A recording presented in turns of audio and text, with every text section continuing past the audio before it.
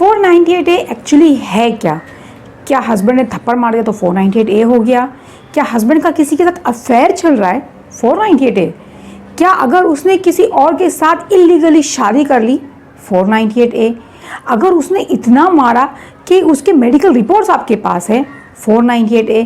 ये 498A लागू कब होता है?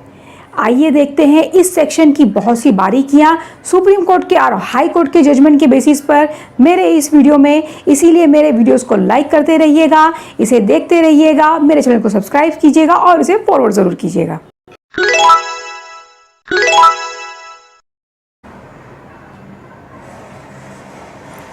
हाय व्यूअर्स, सबसे पहले तो मैं आपसे बहुत ही ज़्यादा माफ़ी चाहूँगी क्योंकि मैंने बहुत दिनों बाद ये वीडियो बनाया है। मेरे 2 वीडियो के बीच में काफ़ी गैप हो गया। रीज़न इसका ये था व्यूअर्स कि मैं काम में काफ़ी ज़्यादा बिजी हो गई थी। आज का मेरा टॉपिक बहुत ही इंपॉर्टेंट टॉपिक है, वो ये कि सेक्शन 498A एक्चुअली है क्या। इस सेक्शन के बहुत से इंग्रेडिएंट्स हैं, इसके पार्ट्स को हमें 1 बाय 1 समझना होगा और किन चीज़ों को क्रूएल्टी माना गया है, सेक्शन 498A के अंदर ऑफेंसिबल माना गया है और किन किन चीज़ों को नहीं माना गया है। ये सारी चीज़ें हम देखते हैं सुप्रीम कोर्ट और हाई कोर्ट के जजमेंट के बेसिस पे। तो सबसे पहले व्यूअर्स मैं आपको समझाती हूँ कि 498A सेक्शन स्टार्ट कहाँ से होता है। वो सिंपली यही बोलता है कि कोई भी क्रूएल्टी अगर हस्बैंड या हस्बैंड का परिवार किसी औरत पे करता है तो वो 498A के अंदर पनिशेबल है। अब क्रूएल्टी का क्या मतलब होता है, इसका भी एक्सप्लेनेशन इसी सेक्शन के अंदर मौजूद है। क्रूएल्टी के डेफिनेशन जो है या क्रूएल्टी के मीनिंग को 2 हिस्सों में डिवाइड किया गया है। सबसे पहला हिस्सा ये बोलता है कि अगर हैरेसमेंट इस लेवल का है कि वुमेन को यानी कि उस औरत को वो सुसाइड करने पे मजबूर कर दे, यानी उस औरत को ऐसा लगे कि बस मेरी ज़िंदगी का अभी कोई मतलब नहीं बचा, कोई माने नहीं बचे, अब मुझे मेरी ज़िंदगी को ख़त्म कर देना चाहिए, ये लेवल का अगर हैरेसमेंट है, ये लेवल की अगर क्रूएल्टी है तो। और यही जो पार्ट है वो ये पार्ट ये भी कहता है कि एक तो ये लेवल की क्रूएल्टी हो कि वो उसे सुसाइड करने पे मजबूर कर दे। नंबर 2 ये इस लेवल की क्रूएल्टी हो कि उसे ग्रेव इंजरीज आए, बहुत ज़्यादा उसको इंजरीज मिले। अब ये इंजरीज को साबित करने के लिए मेडिकल रिपोर्ट की बहुत ज़्यादा ज़रूरत पड़ती है। नंबर 3 वो ये कहता है कि ये क्रूएल्टी इस लेवल की हो कि उसके लाइफ, लिम और हेल्थ के लिए बहुत डेंजर हो, यानी कि उसकी ज़िंदगी को ख़तरा लाहक हो जाए, उसकी सेहत को ख़तरा लाहक हो जाए।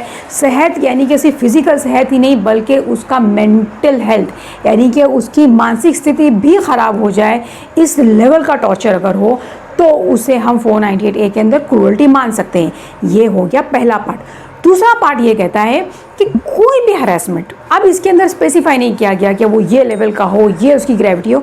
ये कहा गया है कि कोई भी हरासमेंट जो औरत पे किया जाए ताकि वो औरत या उस औरत के कोई रिलेटिव कोई इलीगल डिमांड जो है वो सेटिस्फाई करें हस्बैंड की, यानी कि जिसे हम डाउरी कहते हैं, यानी कि कोई इलीगल डिमांड को पूरा करने के लिए, सेटिस्फाई करने के लिए अगर औरत के ऊपर ज़ोर ज़बरदस्ती की जाती है, कोई भी हैरेसमेंट किया जाता है, वो क्रूएल्टी है।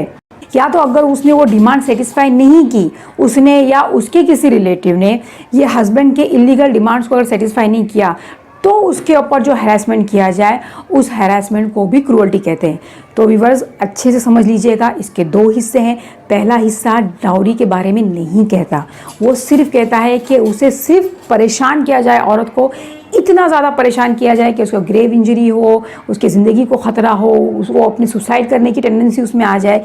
ये पहला हिस्सा। दूसरा हिस्सा कि कोई भी हैरेसमेंट अगर वो हैरेसमेंट उसके नाजायज़ डिमांड को लेके, यानी कि डाउरी डिमांड या कोई भी नाजायज़ डिमांड को लेके, पैसों की, वैल्यूएबल सिक्योरिटी की डिमांड को लेके अगर की जाए तो वो 498A के अंदर आता है। अब इसके एक एक इंग्रेडिएंट्स को समझते हैं सुप्रीम कोर्ट के और हाई कोर्ट के जजमेंट के बेसिस पे। सबसे पहला इंग्रेडिएंट यानी कि वो इस लेवल का हो कि औरत को सुसाइड करने पर मजबूर किया जाए। इसके लिए मैं एक जजमेंट आपके सामने ला रही हूँ। ये जजमेंट का डिस्क्रिप्शन आप इस वक्त मेरे स्क्रीन पर देख रहे होंगे। ये है हिमाचल प्रदेश का जजमेंट 2017 का। इसके अंदर क्या हुआ था व्यूअर्स, एक फीमेल थी, वो कहती थी कि मेरा हस्बैंड बहुत ज़्यादा शराब पीता है और मुझे अक्सर मारता है, इतना मारता है कि एक दिन उसने मुझे इतना मारा कि मुझे अपने बच्चे को लेकर, उसका बच्चा काफ़ी छोटा था उस वक्त, मुझे अपने बच्चे को लेकर अपने मायके जाना पड़ा, मुझे इतना मारा। फिर मैं जब अपने मायके चली गई तो वहाँ पर भी वो एक रात आया, दरवाज़ा बंद था मेरी माँ का और उसने उस दरवाजे को लात मार के तोड़ा और तोड़ने के बाद मुझे बहुत बुरी तरीके से मारना शुरू कर दिया। मेरे बच्चे को छीन कर ले जाने की धमकी दिया। जब मेरी माँ ने उसे रोकने की कोशिश की तो उसने मेरी माँ को भी बहुत ज़्यादा मारा। ये एक सेक्शन के अंदर 498A के तौर पर एक कंप्लेंट दर्ज की गई। इस कंप्लेंट के बाद मैटर चला और उसके अंदर हस्बैंड को एक्विटल हो गया। एक्विटल के बाद ये मैटर गया हाई कोर्ट के सामने, अपील अगेंस्ट एक्विटल में। इसके अंदर हाई कोर्ट ने क्या बारीकियां पकड़ी हैं, क्या चीज़ों का संज्ञान लिया है, ये मैं आपके सामने रखती हूँ। इन सारी चीज़ों को आप नोट डाउन कीजिए व्यूअर्स, हो सकता है ये सारी चीज़ें आपके भी मैटर में काम आ जाए। सबसे पहले कोर्ट ने यह कहा कि ये जितना भी घटना घटी है ये सब मैट्रिमोनियल होम में घटी है, यानी कि लड़की के ससुराल में। तो लड़की के मायके वाले जो विटनेस के तौर पे खड़े हुए हैं, लड़की का बाप, लड़की की माँ, लड़की के सारे रिश्तेदार, वो ये कैसे कह सकते हैं कि ये सारी चीज़ें जो है उनके सामने हुई, क्योंकि ये तो ससुराल में हुई थी और ये लोग मायके में थे। तो इसीलिए ये डायरेक्ट विटनेस नहीं है, ये हियर से एविडेंस के तौर पे माना जा सकता है और हियर से एविडेंस जो है उसके इतने वेटेज नहीं होते, कोर्ट के अंदर एडमिसिबल नहीं है। दूसरा, जब ये कह रही है कि भाई उसने दरवाज़ा तोड़ के जो है घर के अंदर घुसा, तो दरवाजे का कोई भी एक टुकड़ा कोर्ट के सामने प्रेजेंट नहीं किया गया ये बताने के लिए कि उस वक्त दरवाजे को तोड़ा गया। इससे ये जाहिर होता है कि हो सकता है कि दरवाज़ा खुला हुआ हो, या हो सकता है कि इन्होंने दरवाज़ा खोला हो, दरवाज़ा टूटा हुआ नहीं हो। ये बेनिफिट ऑफ डाउट आता है और ये डाउट का पूरा बेनिफिट जो है वो एक्यूज को मिला। दूसरी और एक बात, कोर्ट ने ये कहा कि सब लोग ये कह रहे हैं कि माँ भी कह रही है कि वो अक्सर मेरी बेटी को मारता था, उसकी बेटी भी कह रही है कि भाई वो मुझे अक्सर मारा करता था, शराब पिया करता था, उसके साथ ससुराल वाले यही कह रहे हैं। लेकिन एक ने भी स्पेसिफिक इंसिडेंट्स के बारे में नहीं बताया, उस तारीख के बारे में नहीं बताया जिस दिन उसको मारा गया और वो अपना ससुराल छोड़ के मायके में आई, और मायके की भी वो तारीख नहीं बताई गई जिस दिन वो दरवाज़ा तोड़ के अंदर आया। यानी कि एक जनरल एलिगेशन अलग बात है, स्पेसिफिक एलिगेशन होना चाहिए, एक स्पेसिफिक तारीख को लेकर बताना चाहिए कि इस तारीख में ये सारी चीज़ें हुई। और एक बात, जो मारा गया, इतना उसे प्रताड़ना की गई, उसका कोई मेडिकल प्रूफ भी उसने नहीं अटैच किया। ये एक प्लस पॉइंट हुआ एक्यूज के फेवर में। इसके साथ साथ कोर्ट ने और एक चीज़ बहुत बारीकी से कहा, वो ये कहा कि कंप्लेनेंट ने कहा कि चलो ठीक है, ये मेंटल क्रूअल्टी में भी आता है।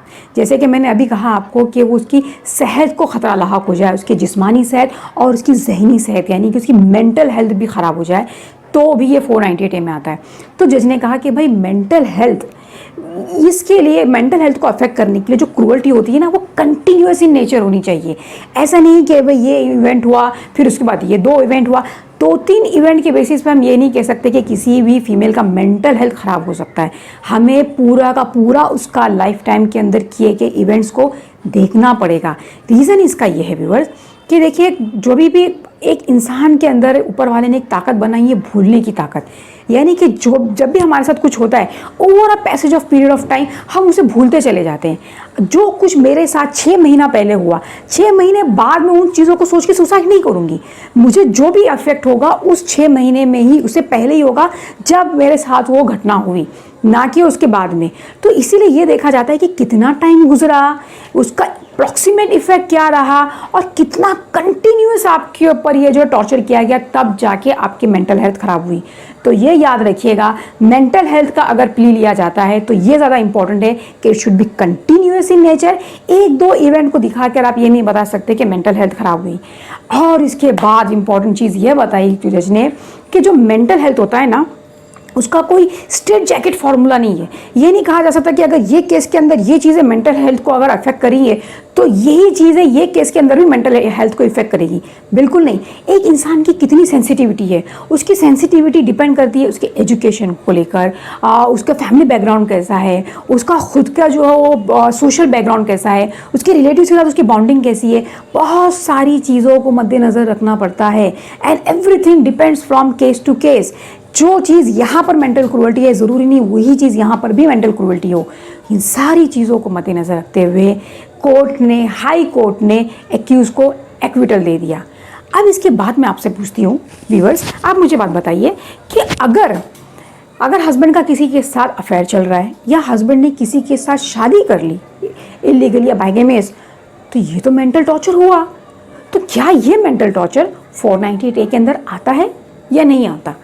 ये मैं आपको बताऊंगी मेरे अगले वीडियो में, क्योंकि अगर मैंने सारे सर्कमस्टेंसेस एक ही वीडियो में डाल दिए तो मेरे वीडियो काफ़ी लंबा हो जाएगा। व्यूअर्स, मैंने इसे अलग अलग पार्ट्स में बताया है, ये सारे पार्ट्स देखते रहिएगा और मेरे वीडियो को ज़रूर देखते रहिएगा। Thank you.